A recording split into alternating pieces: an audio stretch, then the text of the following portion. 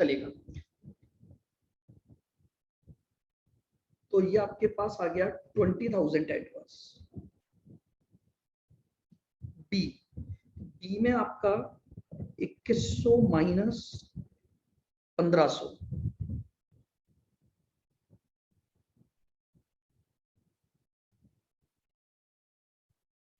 Then SP कितनी थी आपकी? हाँ जी, उन्होंने जो बुक में सॉल्यूशन दे रखा है उसमें क्वांटिटी स्टैंडर्ड की ये मतलब सेम लेवल पे लाके रख रखी है क्या? क्या बोले, समझ नहीं आया। तो मैं ये बोल रही हूँ कि जो सॉल्यूशन दे रखा है ना बुक में, बुक का मत देखो, लास्ट आंसर मैच करो। बुक के तरीके अलग हैं, क्योंकि इस चैप्टर को करने के कई तरीके होते हैं। अगर आप बुक का सॉल्यूशन देखोगे तो पूरा कंफ्यूजन क्रिएट हो जाएगा। आपको फॉर्मूले यही लगाने हैं, आप लास्ट आंसर चेक करोगे कि हाँ आपका आंसर बुक के आंसर से मैच करेगा बिल्कुल। सर एक मिनट, उसका सॉल्यूशन नहीं देखना है आपको बुक का। सर फिर इसमें अपन को पता कैसे चला कि 7,500 अपना फाइनल आउटपुट आया? क्या बोल रहे हो साहब? क्वेश्चन में तो गिवन ही नहीं है ना क्या चीज गिवन नहीं है? कि 7,500 अपना फाइनल आउटपुट मतलब ये इनपुट। पहले आउटपुट नहीं है, पहली बात तो आपका क्वेश्चन गलत है। आउटपुट 5600 है जो उसने दे रखा है। हम्म। दूसरा इनपुट है, वो कैसे पता लगा? उसने बोला है हमने 60 बैचेस एक्चुअल में बनाए हैं। अगर एक बैच में हम 125 का इनपुट करते हैं तो 60 बैचेस में कितने का इनपुट करोगे आप? अच्छा मल्टीप्लाई कर दिया। अच्छा अपन ने ये निकाला है खुद ही। तो अब मैंने निकलवा दिया ना स्टार्टिंग में ही क्वेश्चन के बिल्कुल। हाँ। इंटू 10, तो ये हो गया आपका 2100 माइनस 1500 इंटू 10 6,000 फेवरेबल। फेवरेबल। अब सी पर आ जाओ। 1400 माइनस 1500 इंटू 5 500 एडवर्स 14,500 एमयूवी आ गया आपके पास 14,500 एडवर्स। ये आपके पास एमयूवी आ गया।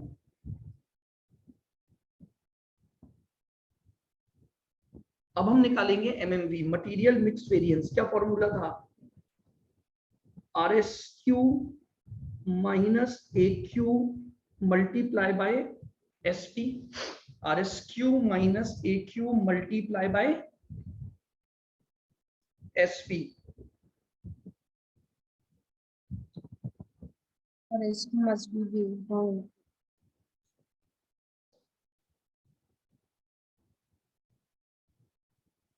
और आर एस क्यू जो होगा वो मेरा इनपुट पर बेस्ड है। तो आइए 62.5 125 के इनपुट पर था, तो 7500 के इनपुट पर क्या होना चाहिए था? 62.5 डिवाइड बाय 125 इंटू 7500 3750। बी 37.5 125 पर है तो 7500 पर क्या? 37.5 डिवाइडेड बाय 125 2250 1500 2250। और सी 25 डिवाइड बाय 125 इंटू 7500। लीजिए 25 डिवाइड बाय 125 इंटू 7500 1500। 1500। अब निकाल दीजिए 3750 माइनस 4500 इंटू 20, तो 3750 माइनस 4500 और इंटू 20, तो ये आ गया 15,000 एडवर्स। बी का आर एस क्यू है 2250 minus 1500 into 10, 2250 minus 1500 into 10 7,500 7500 favourable. C C आपके पास है 1500 ये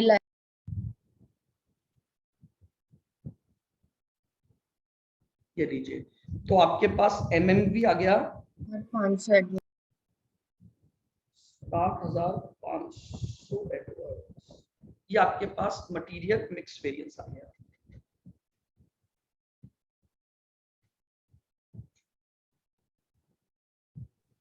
एक बार स्क्रॉल कर दो सर। MYV ये लो, डन सर। MYV का फॉर्मूला है आपका AY minus RSY multiply by SC। AY minus RSY multiply by SC। AY actual output है जो आपका 5600 है। RSY हमें निकालना पड़ेगा। अगर 100 kg के आउटपुट के लिए 125 का इनपुट होता है तो 7500 के इनपुट से आउटपुट क्या आना चाहिए था?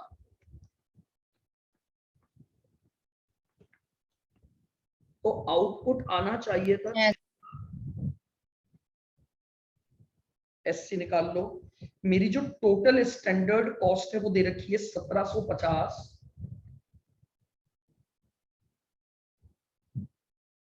Divide by 100। 1750 डिवाइड बाय 100 यानी 17.4 ये मेरी पर यूनिट कॉस्ट आ गई।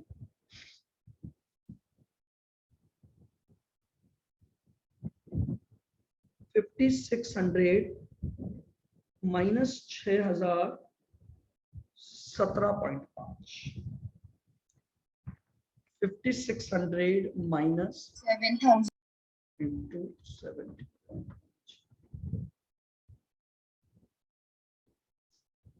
ये लीजिए मेरे पास MYV आ गया। आप चाहें तो MSUV निकाल सकते हैं। इसने ऑल वेरिएंसेस मांगा है, नहीं भी निकाले तो कोई वो नहीं है, क्योंकि मेनली अगर वेरिएंसेस सारे भी मांगता है तो ये 5 वेरिएंसेस मेन होते हैं। ठीक है, हालांकि MSUV में कुछ नहीं है, हम अगर निकाल देते हैं क्योंकि वैल्यूज तो हमने सारी निकाली हुई है। तो MSUV का फॉर्मूला क्या था बताइए?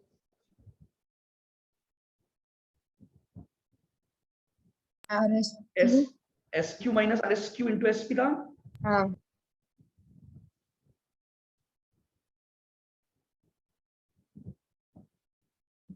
अब बताइए, हमने A का SQ भी निकाल रखा है। A का SQ कितना था हमारा? 35 और माइनस RSQ भी निकाल रखा है 3750। 375 ये आ गया 3500 माइनस 3750 इंटू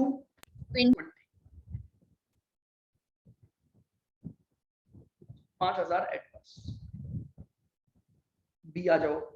B का SQ कितना निकाला था हमने? 2100 माइनस RSQ कितना निकाला था? 2250 और इंटू 10 हो जाएगा। तो लीजिए 2100 माइनस 2250 और इंटू 10, तो ये आ गया आपके पास 1500 एडवर्स।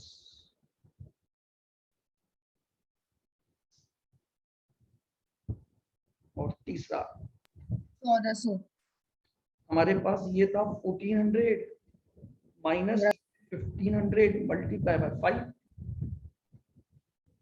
500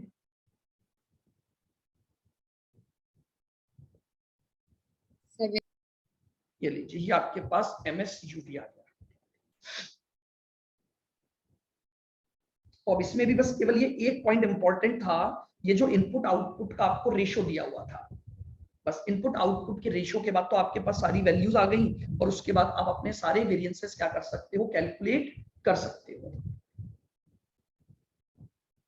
देख लीजिए इसको।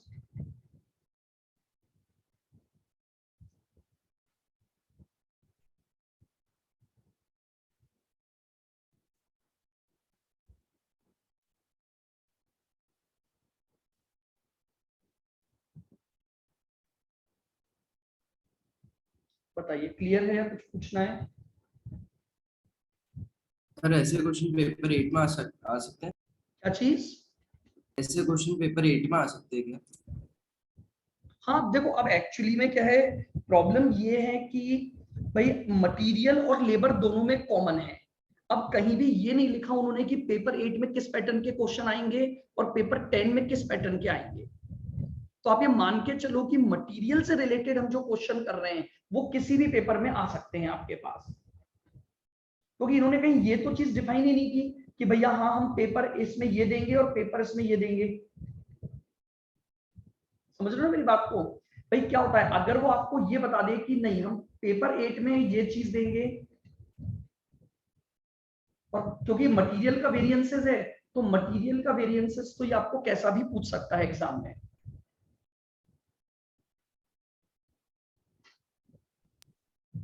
ठीक है, सर पेपर 10 तक तो ये पूरा ही कॉमन है ना, ओवरहेड, सॉरी लेबर और ये वाला मटेरियल। सुनो, मैंने फर्स्ट डे बताया था पेपर 8 में और पेपर 10 में मटेरियल और लेबर कॉमन है, उसके बाद पेपर 10 में ओवरहेड और सेल्स अलग है। तो अभी तो मटेरियल चल रहा है तो वो तो चाहे आप किसी में भी कर लो वो बिल्कुल सेम रहेगा आपका।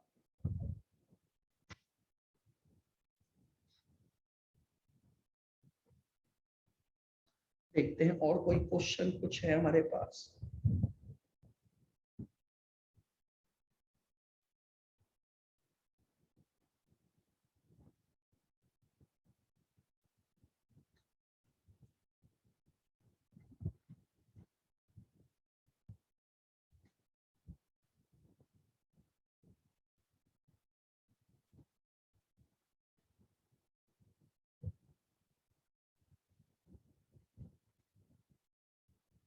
आइएगा,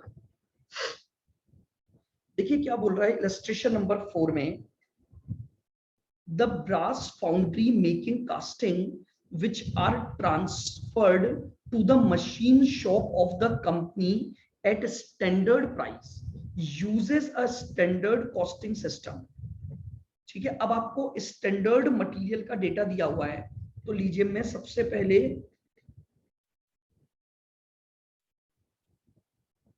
स्टैंडर्ड का डेटा लिख लेता हूं। मुझे स्टैंडर्ड में दिया हुआ है एक तो कॉपर और एक मुझे दिया हुआ है जिंक। वो बोल रहा है कॉपर का रेशियो 70% है तो मैंने 70 ले लिया, और जिंक का 30 है तो मैंने 30 ले लिया, टोटल 100 हो गया। कॉपर की जो रेट आपको स्टैंडर्ड में दे रखी है वो 2400 है, और जिंक की जो रेट आपको दे रखी है वो 650 है। तो 70 इंटू 2400 168, और 30 इंटू 650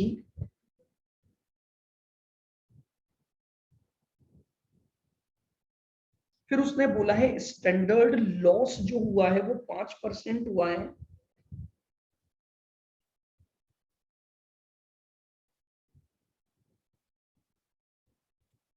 आउटपुट आपके पास 95 आ गया, तो 19,500 प्लस 168 187,500।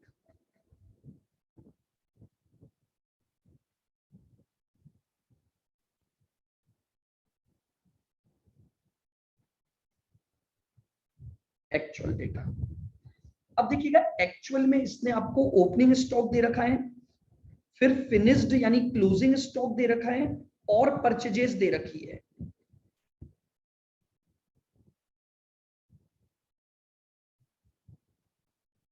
तो इसका मतलब हमें सबसे पहले कंजम्पशन निकालना पड़ेगा। तो आइए पहले मैं जरा कंजम्पशन निकाल लेता हूं।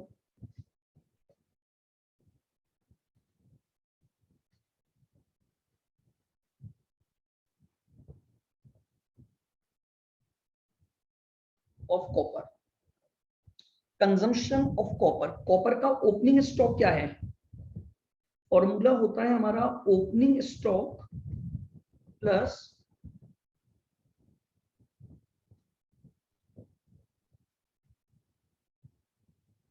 Minus closing stock.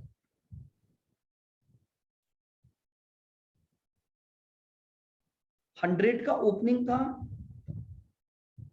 फिर हमने 300 खरीदा और लास्ट में हमारे पास 110 बच गया, तो 400 माइनस 110, 290 का हमारा कंजम्पशन हुआ होगा कॉपर का।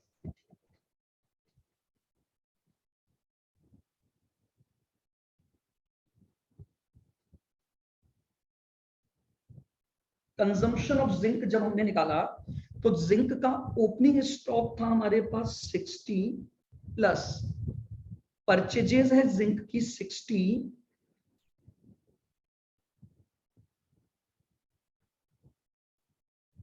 माइनस क्लोजिंग स्टॉक कितना है 50। यहां पर कुछ गड़बड़ हो गया इनका, इसने कुछ प्रिंटिंग मिस्टेक कर दी क्योंकि इसने ओपनिंग को ही क्लोजिंग में कन्वर्ट कर दिया, परचेजेस सॉरी। क्योंकि अगर आप नीचे इसका आंसर देखोगे तो आंसर में आपको, हाँ परचेजेस 100 है आपकी, ये परचेजेस का डेटा इसने गलत लिया है, क्वेश्चन में प्रिंटिंग मिस्टेक है, तो आप इसको ठीक करेंगे हमारे पास।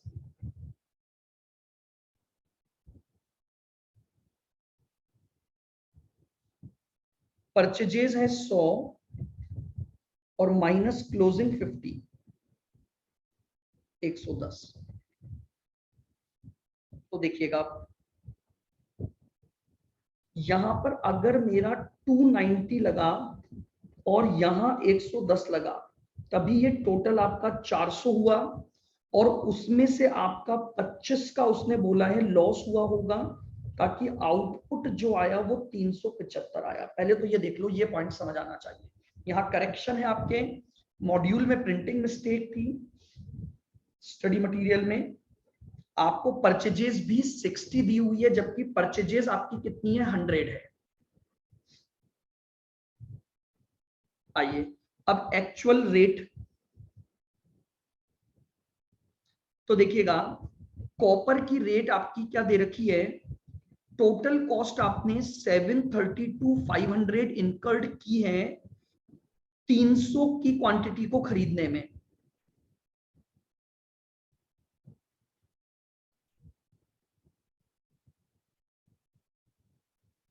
डिवाइड कर देंगे ना। हाँ जी, तो रेट निकाल लीजिए। हालांकि अब इसमें रेट क्या आ रही है आपकी, बहुत पॉइंट में आ रही है। ठीक है जो भी है,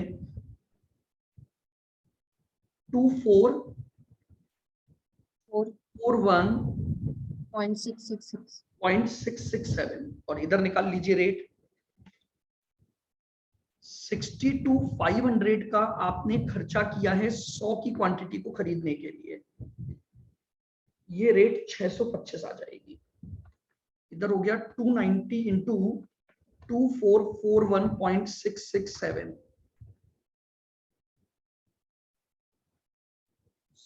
708,083। आप चाहो तो यहां इसको राउंडेड ऑफ कर दो,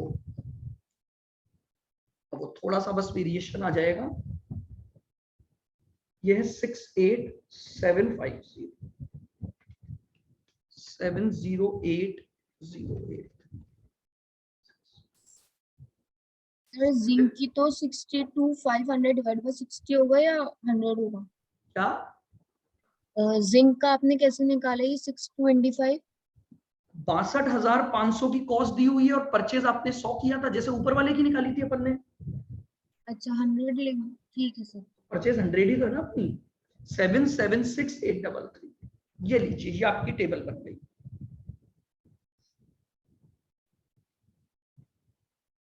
ठीक है, वो थोड़ा बहुत वेरिएशन आ सकता है आंसर में, क्योंकि ये रेट आपकी थोड़ा पॉइंट्स में आ गई और हमने इसको राउंडेड ऑफ कर लिया।